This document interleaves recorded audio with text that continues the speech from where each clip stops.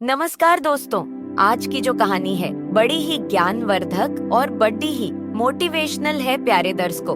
अगर आप हमारे चैनल पर पहली बार आए हैं तो चैनल को सब्सक्राइब करें और बेल आइकॉन को दबा दें ताकि आने वाले हर वीडियो का नोटिफिकेशन आपको सबसे पहले मिले।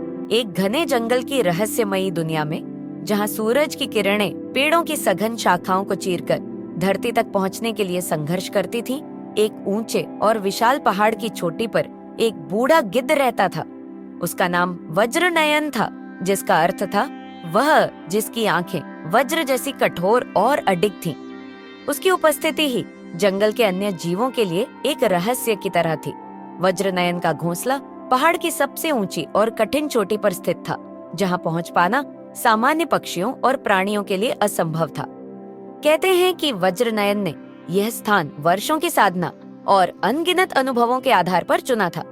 वहां से पूरा जंगल उसकी पैनी दृष्टि के अधीन रहता था। उसकी आंखें इतनी तेज थीं कि मीलों दूर की हर छोटी से छोटी हलचल को वह स्पष्ट देख सकता था। जब जंगल के अन्य पक्षी और जानवर शाम के समय थककर विश्राम करते थे, तब वज्रनयन चुपचाप आकाश में मंडराता और पूरे जंगल का अवलोकन करता। उसका शरीर भले ही बूढ़ा हो गया था, लेकिन उसकी आत्मा में अब भी वही ओज था जो किसी युवा गिद्ध में होता है। जंगल के अन्य जानवर और पक्षी उसे आदर और भय के मिश्रित भाव से देखते थे। जब कभी जंगल में कोई समस्या उत्पन्न होती या किसी निर्णय की आवश्यकता पड़ती, तब सभी जीव वज्रनयन के पास सलाह लेने आते। उसकी बातों में गहरी समझ और अनुभव का पुट होता, जिसे सुनकर जंगल के युवा पक्षी और जानवर भी प्रेरित होते थे। वज्रनयन की बुद्धिमत्ता और अनुभव का कोई सानी नहीं था। उसने अपने जीवन में अनेक प्राकृतिक आपदाओं को देखा था, घोर तूफान, भयंकर सूखा और विनाशकारी आग। इन सब का सामना करते हुए उसने अपने ज्ञान और कौशल को निखारा था। जंगल के सबसे पुराने वृक्ष भी उसके किस्से सुनाते थे, कैसे उसने अनेक बार जंगल को बचाने में महत्वपूर्ण भूमिका निभाई थी। उस पहाड़ की चोटी से वज्रनयन का साम्राज्य विस्तृत था और उसकी दृष्टि हमेशा अपने जंगल के हर कोने पर बनी रहती थी।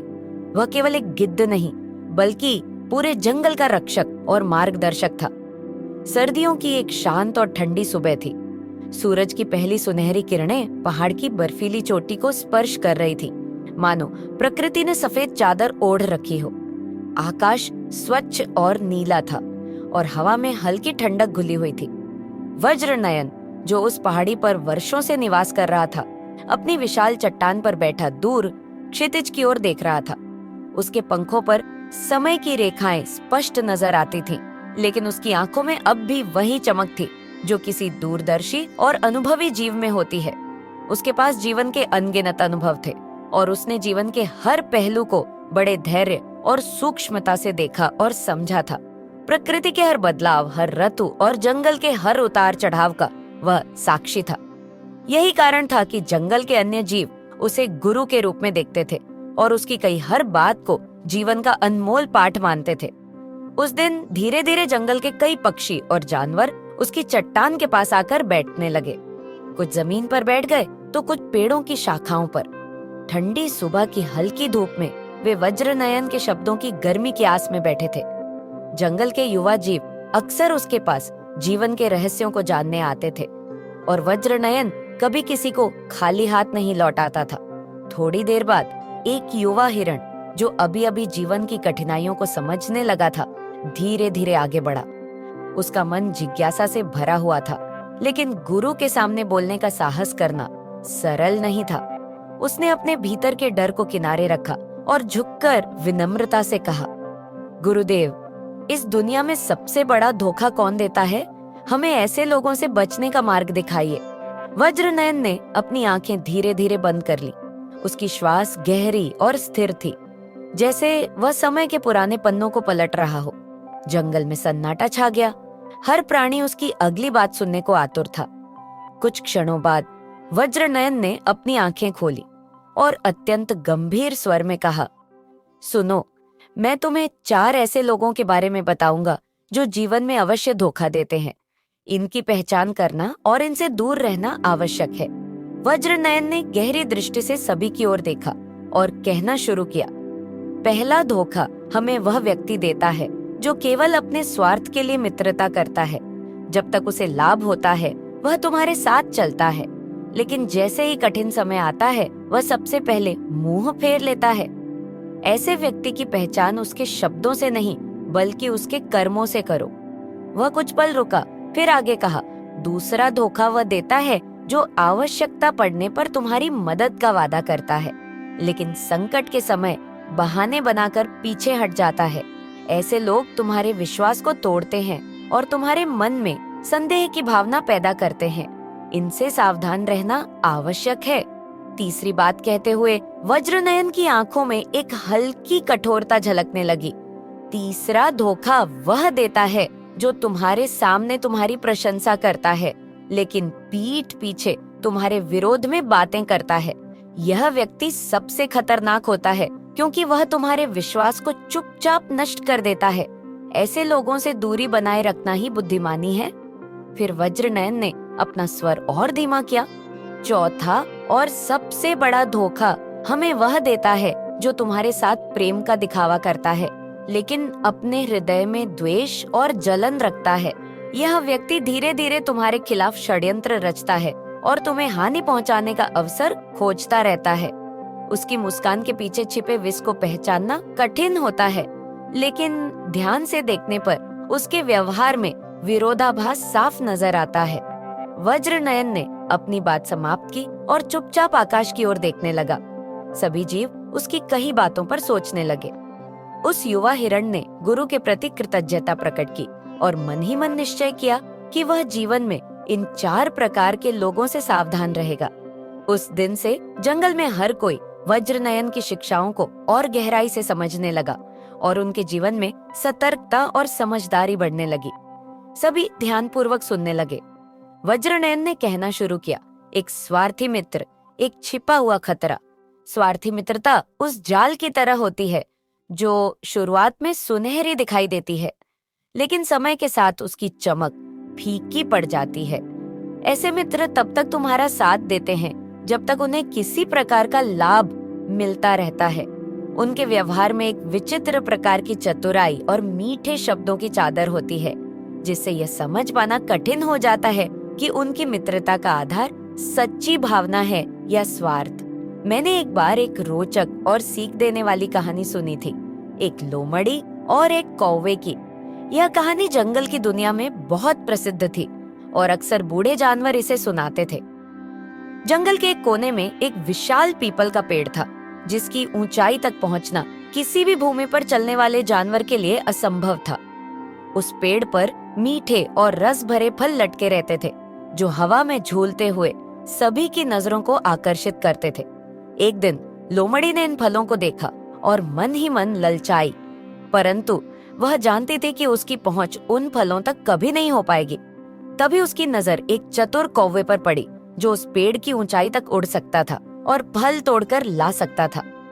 लोमड़ी के मन में एक चालाकी भरा विचार आया। उसने कौवे से धीरे धीरे मित्रता करना शुरू किया। वह कौवे की प्रशंसा करने लगी। तुम्हारे पंख कितने सुंदर हैं, तुम्हारी उड़ान कितनी तेज है और तुम्हारी आवाज कितनी मीठी लगती है।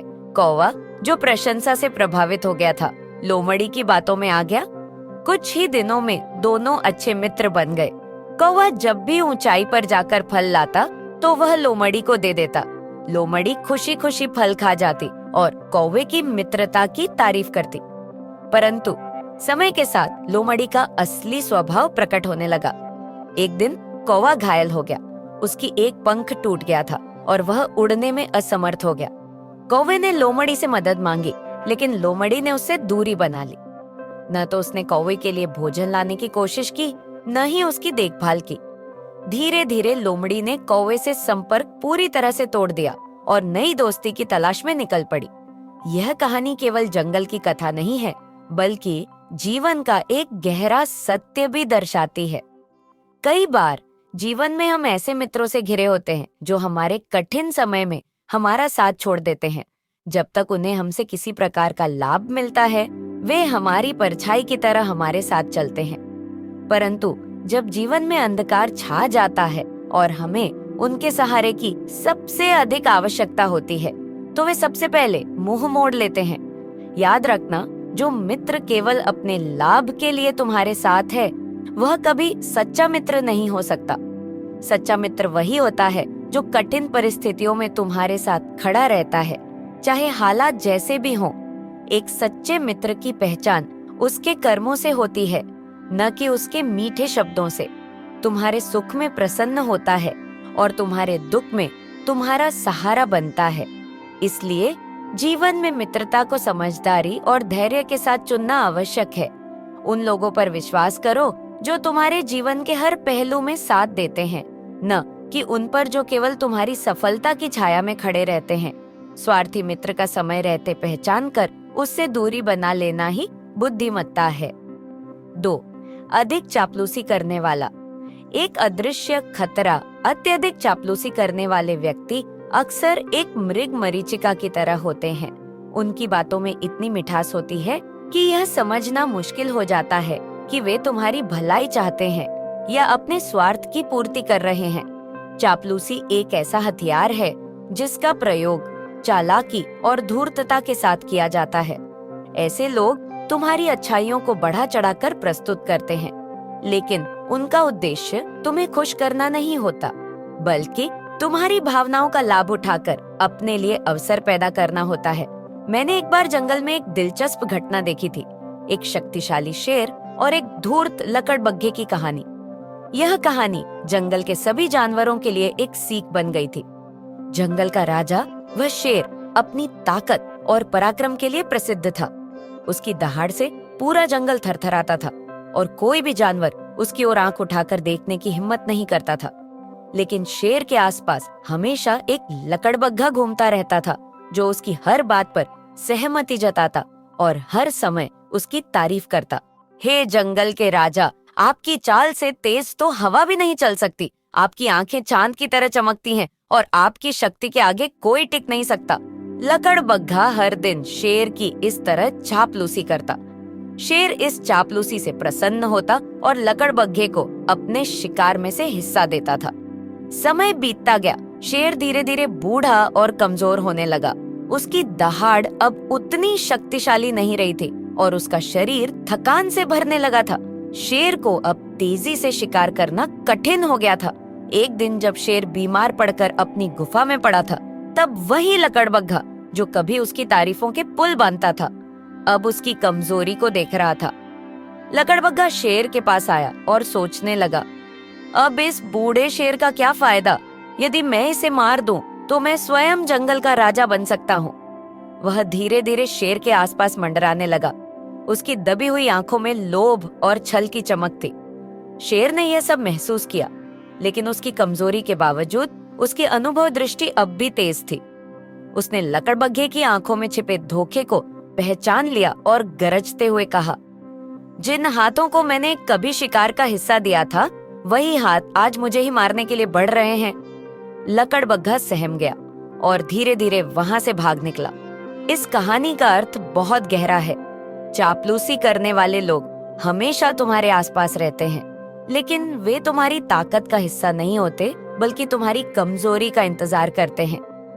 वे तुम्हारी प्रशंसा में अतिशयोक्ति करते हैं, लेकिन जब समय बदलता है तो वही लोग सबसे पहले तुम्हारा साथ छोड़ देते हैं या फिर तुम्हारे विरोध में खड़े हो जाते हैं।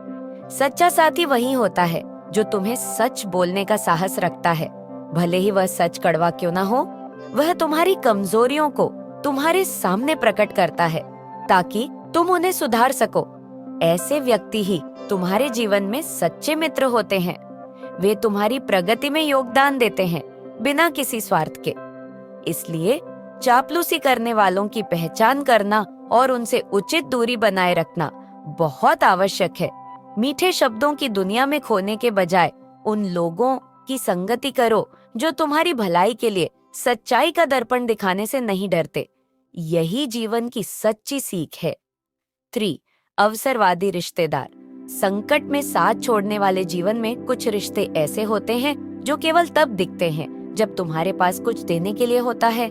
ये रिश्तेदार उन समयों में तुम्हारी चिंता करते हैं जब उन्हें तुम्हारे से किसी न किसी रूप में मदद या लाभ की आवश्यकता होती है। लेकिन जैसे ही संकट का समय आता है या तुम्हारे पास देने के लिए कुछ नहीं बचता, वे अचानक गायब हो जाते हैं। ये अवसरवादिता एक कड़वी सच्चाई है जिसे पहचानना कभी कभी बहुत कठिन होता है, लेकिन समय और अनुभव के साथ इसे पहचानने में देर नहीं लगती। मैंने एक बार एक दिलचस्प घटना देखी थी जो इस प्रकार के अवसरवादी रिश्तों की सच्चाई को स्पष्ट करती है। यह घटना एक हाथी के परिवार की थी। यह जंगल में बहुत प्रसिद्ध कहानी थी और हर किसी को यह सुनाई जाती थी, खासकर उन लोगों को जो रिश्तों के महत्व को समझना चाहते थे। एक समय की बात है जब जंगल में एक युवा और शक्तिशाली हाथी था। वह अपनी ताकत और पराक्रम से जंगल के सबसे बड़े जानवरों में गिना जाता था। उसके पास विशालकाय शरीर और महान शक्तियां थीं। उसका आत्मविश्वास भी उसकी शक्तियों की तरह विशाल था। जब वह युवा था तो उसके रिश्तेदार और परिवार के सदस्य हमेशा उसके पास रहते थे। उसे हर जगह घेर कर रखना और उसकी मदद का दावा करना उनका प्रिय काम था। वह जब शिकार पर जाता तब भी उसके परिवार के सदस्य उसकी परवाह करते, उसकी देखभाल करते और उसकी तारीफ करते। यह सब उसकी ताकत और शक्ति से था। लेकिन जैसे जैसे समय बीतता गया, वह हाथी बूढ़ा होने लगा। उसकी शक्ति और ताकत अब पहले जैसी नहीं रही थी। उसकी चाल धीमी हो गई और उसे चलने में कठिनाई होने लगी। अब वह पहले जैसा सशक्त नहीं था, न ही जंगल में उसे पहले जैसी प्रतिष्ठा प्राप्त थी। उसका शरीर अब थकने लगा था और वह अपने पुराने दिनों की यादों में खोया हुआ था। जब उसकी हालत खराब हो गई तो वही रिश्तेदार जो पहले उसकी देखभाल करते थे अब उससे दूर हो गए। न कोई उसकी मदद करने आया, न कोई उसकी चिंता करता दिखा। वह अकेला हो गया और जब वह और अधिक कमजोर हो गया तो उसके पास कोई नहीं था। उसके परिवार और रिश्तेदारों का यह रवैया उस पर एक गहरा असर डाल गया। यह कहानी सिर्फ एक हाथी के जीवन का नहीं, बल्कि जीवन के कई पहलुओं का प्रतीक है। अवसरवादी रिश्तेदार वह होते हैं जो केवल तब तुम्हारे पास आते हैं जब वे जानते हैं कि तुम्हारे पास उन्हें देने के लिए कुछ है। जब वे किसी प्रकार का लाभ उठा सकते हैं तो वे तुम्हारे करीब आते हैं, लेकिन जब तुम्हारे पास कोई संसाधन नहीं रहता तो वे अपनी राह लेते हैं। यह रिश्तों का सबसे दुखद रूप होता है, क्योंकि यह दिखाता है कि कुछ लोग सिर्फ स्वार्थ के आधार पर तुम्हारे साथ होते हैं, न कि सच्चे संबंधों या प्यार के आधार पर। जीवन में ऐसे रिश्तेदारों को पहचानना कभी कठिन नहीं होता। संकट के समय जब तुम्हारे पास किसी प्रकार की मदद नहीं होती और जब तुम्हें सबसे अधिक आवश्यकता होती है, तो जो तुम्हारा साथ छोड़ देते हैं वे कभी तुम्हारे अपने नहीं हो सकते। सच्चे रिश्तेदार वे होते हैं जो तुम्हारी मुश्किलों में तुम्हारे साथ खड़े रहते हैं, जो तुम्हारी खुशी और दुख में समान रूप से तुम्हारे साथ होते हैं। सच्चे रिश्तेदार वो होते हैं जो तुम्हारे साथ हर परिस्थिति में खड़े रहते हैं।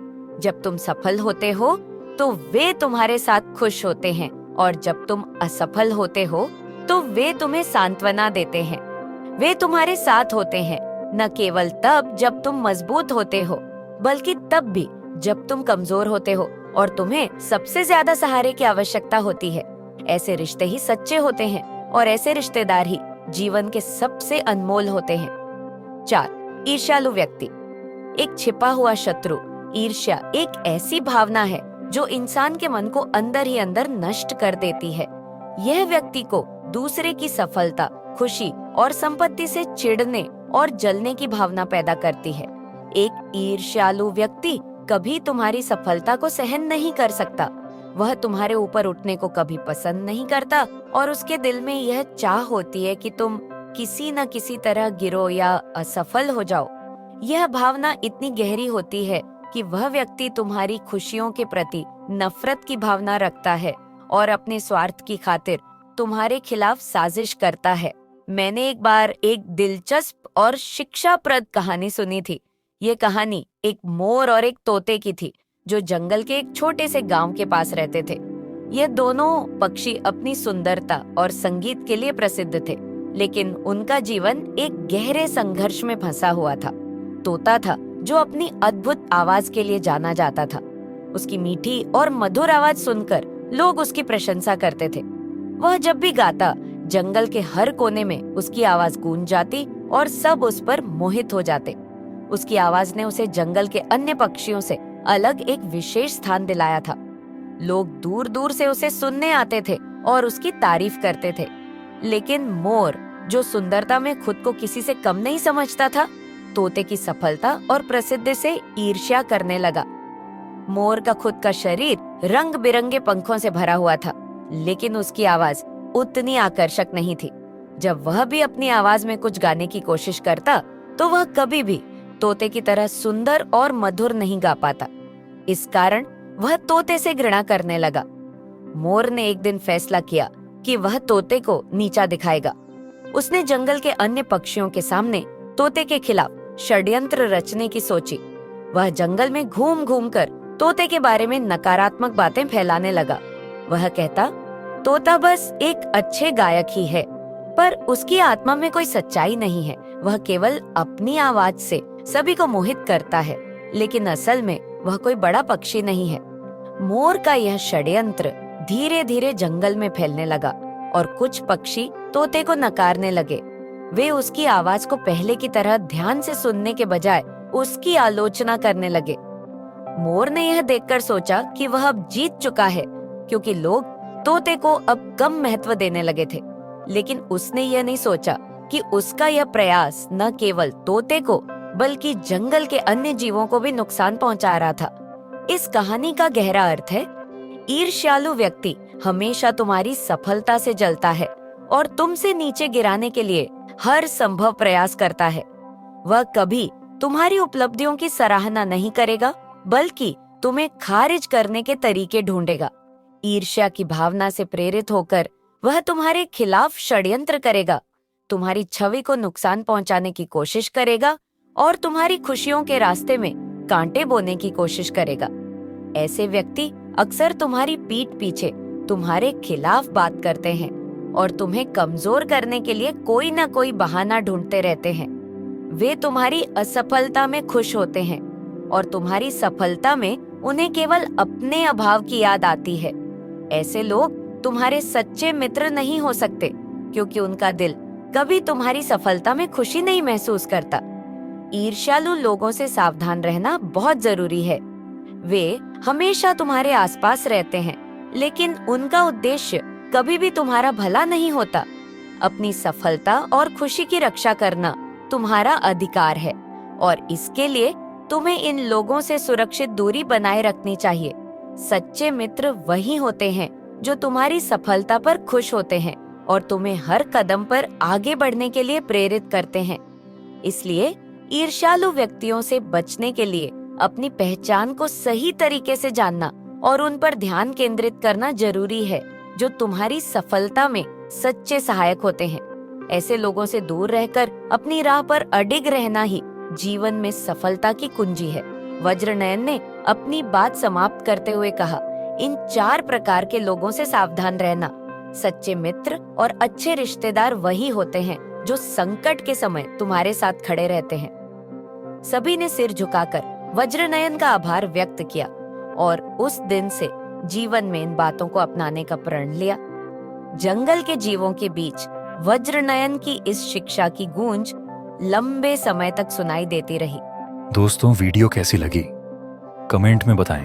वीडियो को लाइक, शेयर और चैनल को सब्सक्राइब करना ना भूलें। धन्यवाद।